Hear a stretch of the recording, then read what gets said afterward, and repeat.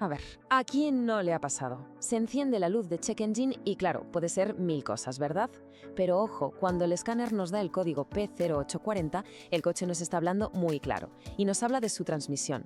En este análisis vamos a meternos de lleno a descifrar ese mensaje para entender exactamente qué necesita nuestro vehículo. Vale, ¿y cómo lo vamos a hacer? Pues aquí tenemos la hoja de ruta. Primero vamos a entender qué es exactamente esta alerta. Luego nos pondremos la gorra de detective para buscar a los culpables y analizar las pistas, o sea, los síntomas. Seguiremos el rastro para un diagnóstico correcto, buscaremos la solución y al final daremos el veredicto. ¿Es para tanto? ¿Es tan grave este problema? Vamos a ello. Venga, vamos a empezar por el principio. ¿Qué narices es el código P0840? Pues mirad, es una señal directa del cerebro electrónico del coche y no se anda con rodeos. El problema está en la transmisión. Dicho en cristiano, el P0840 significa que el ordenador del coche está recibiendo una señal de voltaje extraña, que no le cuadra, del sensor de presión de fluido de la transmisión. Y ese sensor, creedme, es vital. Es el que le chiva a la caja de cambios exactamente cuándo y cómo tiene que cambiar de marcha. Y esta analogía, la verdad es que lo clava. El sensor funciona como si fueran los ojos del ordenador. Si esos ojos no ven la presión del fluido con claridad, el ordenador no puede gestionar los cambios de marcha. El resultado son esos tirones tan incómodos y un desgaste que, la verdad, podríamos habernos evitado. Vale, ya sabemos qué es. La siguiente pregunta es lógica. ¿Y por qué pasa esto? ¿Qué lo está causando? Vamos a ponernos a identificar a los principales sospechosos detrás del código P0840.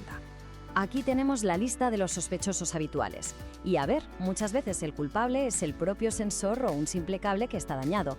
Pero ojo, no podemos olvidarnos de algo tan tonto como tener el nivel de fluido bajo o incluso problemas ya más serios dentro de la propia transmisión. Como se ve, hay que ir descartando uno por uno, con método. El coche nos lanza un código, ¿vale? Pero, ¿qué se nota al conducir? Vamos a hablar de las señales físicas, de cómo el coche nos habla a través de su comportamiento en la carretera. Estas son las señales de alarma que no hay que ignorar. Más allá de la lucecita en el cuadro de mandos, lo que vamos a notar son cambios de marcha bruscos, como si la transmisión se lo pensara dos veces. Y mucho cuidado, si el coche entra en modo de emergencia y pierde potencia, es una señal clarísima de que hay que actuar ya, pero ya, para evitar un problema muchísimo mayor. Y llegamos a la parte clave, donde se ahorra dinero y sobre todo muchos quebraderos de cabeza. Un diagnóstico hecho con método es fundamental para no empezar a cambiar piezas a lo loco. Veamos cómo encontrar el origen real del fallo. Entonces, la pregunta del millón es, ¿cómo se encuentra de verdad el problema? Porque no se trata de adivinar, para nada. Se trata de seguir un procedimiento lógico. ¿Y cuál es? El proceso, como vais a ver, es de pura lógica. Siempre se empieza por lo más fácil y barato y se va avanzando hacia lo más complejo. Lo primero, revisar el fluido. ¿Está bien?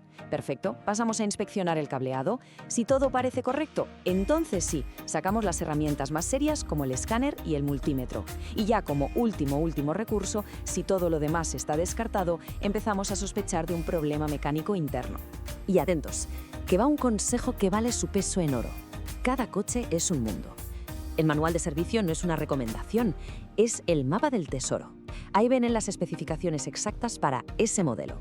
Ignorarlo es básicamente la forma más rápida de convertir una reparación sencilla en un auténtico desastre. Una vez que tenemos el diagnóstico, llega la hora de la verdad, la reparación. Pero cuidado, porque aquí es súper fácil cometer errores que cuestan muy caros. Vamos a ver cómo hacerlo bien y no tirar el dinero. El error número 1, el más típico, es ir de cabeza a por la pieza que parece más obvia, el sensor, y cambiarla sin mirar nada más. Y claro, muchas veces esto no soluciona nada, porque el problema de verdad era un simple cable suelto o que faltaba líquido. Vamos, que es la receta perfecta para frustrarse y gastar dinero para nada. Como se puede imaginar, las soluciones que funcionan son una consecuencia directa de un buen diagnóstico. ¿Que el sensor está mal? Pues se cambia. ¿Que es el cableado? Se repara. El punto clave es este: la reparación tiene que atacar la causa real, la que hemos confirmado, nunca una simple suposición. Y ya para ir terminando, vamos con la pregunta final. ¿Qué tan grave es este código? La respuesta es muy clara. No es una de esas molestias que se puedan dejar para más adelante.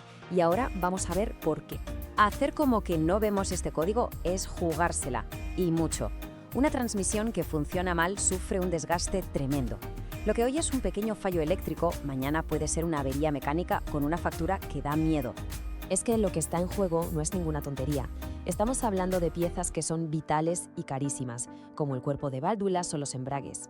Pero más allá del dinero, un coche que no cambia de marcha cuando tiene que hacerlo es impredecible. Y eso, seamos claros, es un riesgo directo para la seguridad. Y cerramos con esta idea que creo que es la más importante. Atender el código P0840 a tiempo no es solo reparar una pieza, es proteger una de las partes más caras del coche y garantizar nuestra seguridad. Al final, la pregunta no es si nos podemos permitir arreglarlo, sino si de verdad nos podemos permitir el lujo de no hacerlo.